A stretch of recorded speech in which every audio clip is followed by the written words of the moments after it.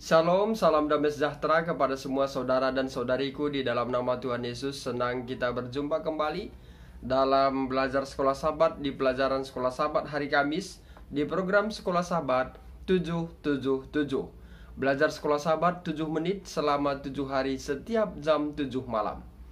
Saudara dan saudariku di dalam nama Tuhan Yesus, kita telah tiba di pelajaran hari Kamis 3 Februari dengan judul Seorang Imam Tanpa Dosa.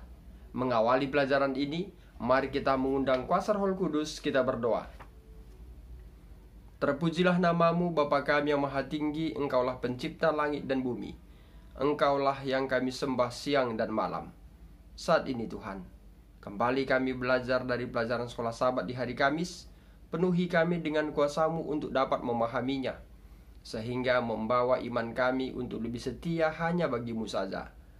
Kami manusia penuh dengan dosa, ampunkan kami dari setiap kesalahan kami. Di dalam anak-Mu Yesus kami berdoa dan mengucap syukur. Amin. Saudara dan saudariku di dalam nama Tuhan Yesus, pelajaran sekolah Sabat kita di hari Kamis berbicara tentang seorang imam tanpa dosa. Kata seorang adalah merujuk kepada manusia. Dan bila kita lihat, manusia cenderung berbuat dosa, sebagaimana yang kita sudah pelajari di pelajaran sekolah Sabat yang telah lewat, bahwa setiap manusia yang lahir di dunia ini cenderung berbuat dosa. Namun menjadi suatu pembahasan yang menarik adalah ada seseorang tanpa dosa dan dia menjabat sebagai imam. Pelajaran sekolah Sabat kita dalam hari ini diangkat dari kitab Ibrani 7 ayat yang ke-26. Saudara dan saudariku dalam nama Tuhan Yesus, berbicara tanpa dosa inilah merupakan hal yang sangat mustahil bagi setiap manusia. Dan apabila kita menemukan seorang yang selalu berlaku untuk tidak melakukan dosa, kita mungkin menjuluki dia adalah orang yang benar. Dan mungkin kita mengatakan dia adalah orang yang saleh. Dan biasanya orang-orang seperti ini kita spesialkan, dan kita memberikan suatu penghormatan yang lebih daripada orang-orang yang tidak dapat menahan dosa. Dalam hal ini kita melihat di Alkitab ada seorang manusia yang hidup tanpa dosa. Siapakah itu? Benar, saudara menjawab, yaitu Yesus Kristus. Yesus hidup pada saat di bumi ini, dia tidak pernah melakukan dosa. Sehingga dikatakan Yesus itu saleh, sebagaimana dikatakan Ibrani 2 ayat 18. Kata saleh ini juga pernah kita dengar kepada hambanya Ayub. Di sana ada Ayub hidup saleh di hadapan Tuhan. Artinya dia tidak melakukan dosa. Mungkin kalau Ayub pada saat itu masih berdosa, tetapi Yesus dalam konteks ini dia tidak akan pernah dan tidak pernah melakukan dosa.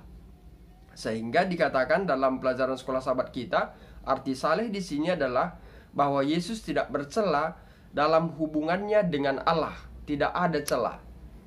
Nah, sehubungan dengan itu, bila Yesus tidak pernah melakukan dosa, tentunya wajar dong dia sebagai orang yang lebih tinggi daripada orang-orang biasa yang ada di zaman ini. Dan wajar juga dia diangkat sebagai imam. Kita sudah pelajari dalam pelajaran sekolah Sabat kita di hari Minggu sampai hari Rabu. Kita melihat bahwa sosok seorang imam yang Tuhan tentukan dalam kitab Perjanjian Lama yang disampaikan melalui hambanya Musa adalah dari keturunan Lewi.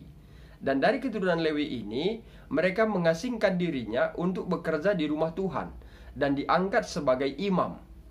Saudaraku, perlu kita ketahui bahwa seorang imam, dia berusaha untuk melakukan yang terbaik, atau dia berusaha untuk hidup tidak bercela dalam hubungannya dengan Tuhan, walaupun dia tidak terlepas dari dosa.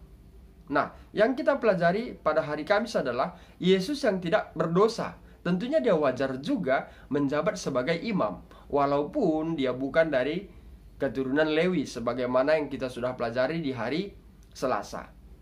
Saudaraku, mari kita lihat dalam pelajaran kita di hari Kamis bahwa Yesus tanpa noda.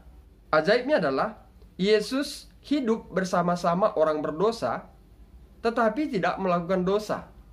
Sebagaimana yang kita mungkin sering dengar, ini baru namanya apa? Berita. Kalau orang berdosa hidup dengan orang berdosa dan akhirnya berdosa, itu bukan berita. Tetapi Yesus hidup bersama-sama dengan orang berdosa, tetapi dia tidak berdosa. Ini merupakan satu keajaiban dan juga suatu berita yang sangat apa? Menarik untuk kita bahas. Sehingga tidak heran bahwa Yesus dikatakan lebih tinggi daripada tingkat-tingkat di sorga. Yesus lebih tinggi daripada tingkat-tingkat di sorga. Artinya apa? Pelajaran sekolah sahabat kita menyatakan, artinya bahwa Yesus telah ditinggikan di atas segala sesuatu yang ada, dan oleh karena itu ia bersatu dengan Allah. Dalam Mazmur, Allah adalah Dia yang ditinggikan mengatasi langit. Saudara dan saudariku dalam nama Tuhan Yesus, sehingga layaklah Yesus diangkat sebagai imam, menjadi pengantara kita kepada Bapa. Mengapa? Karena Dia tidak berdosa, Dia hidup saleh, tanpa noda, walaupun hidup bersama-sama manusia yang berdosa. Dan tadi kutipan sekolah sahabat kita mengatakan, Dia sepenuhnya manusia, Dia juga menjadi teladan bagi kita. Saudara dan saudariku dalam nama Tuhan Yesus, semoga melalui pelajaran sekolah sahabat kita di hari Kamis, kita dapat memahami bahwa Yesus datang menjadi imam, saudara dan juga saya. Mari kita tutup dengan doa. Terima kasih Bapa di sorga, satu pelajaran yang indah Tuhan berikan bagi kami. Kami mengingat kembali Tuhan mengirimkan Yesus sebagai Tuhan dan Juru Selamat kami yang menjelma sebagai manusia, hidup di tengah-tengah orang yang berdosa, dan menjalani hari-harinya bersama-sama dengan orang-orang berdosa. Namun Dia tidak pernah berdosa dan tidak melakukan dosa, sehingga Dia disebut adalah manusia yang saleh tanpa noda. Bapa, sehingga layaklah Dia menjadi seorang imam, menjadi teladan kami, menjadi pengantara kami kepada Bapa. Bapa di sorga, kiranya melalui pelajaran ini akan meyakinkan iman kami untuk lebih setia dan lebih percaya kepada Yesus sebagai Tuhan dan imam kami. Terima kasih Tuhan, terpujilah nama-Mu, dalam anak-Mu Yesus kami berdoa, amin. Saudara dan saudariku di dalam nama Tuhan Yesus, demikian pelajaran sekolah sahabat kita di hari Kamis. Semoga melalui pelajaran kita di hari Kamis membawa hubungan kita untuk lebih setia hanya kepada Tuhan saja. Saya Pendeta Rista Karo-Karo, Gembala Distrik Labuhan Batu, Rantau Prapat, pamit undur diri. Akhir kata saya sampaikan, Tuhan Yesus memberkati.